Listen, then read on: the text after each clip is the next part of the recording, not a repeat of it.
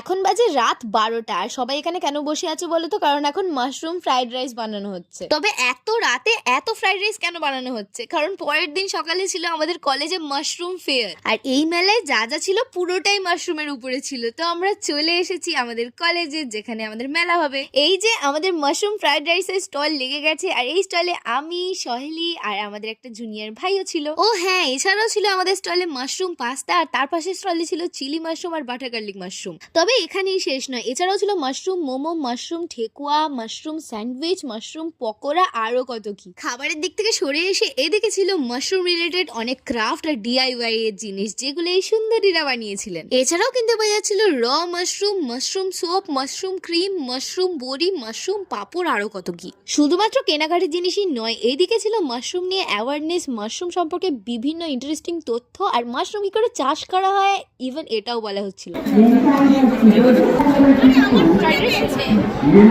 চলো একটু customer review নিয়ে নেওয়া যাক। কেমন হয়েছে?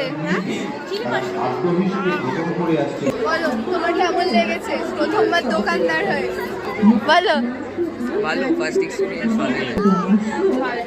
কি বাজে, আমাদের সব বিক্রি হয়ে গেছে, জাস্ট 3 ঘন্টার মধ্যে সব শেষ। নিজে কিছু খেতে পারিনি। Thank you. 7টা অবধি চলবে মেলা, আর এখন বাজে কটা? 1টা বাজতে যাচ্ছে, মনে হয় সব খাবার দাবার শেষ। তো দুপুরের মধ্যেই আমাদের সব খাবার দাবার শেষ হয়ে গেছিল, তাই আমাদের স্টলও বন্ধ হয়ে গেছিল। তাই আমরা অন্য স্টলের খাবার দাবার টেস্ট করে দেখছিলাম, কিন্তু ফ্রিতে নয়, পয়সা দিয়ে।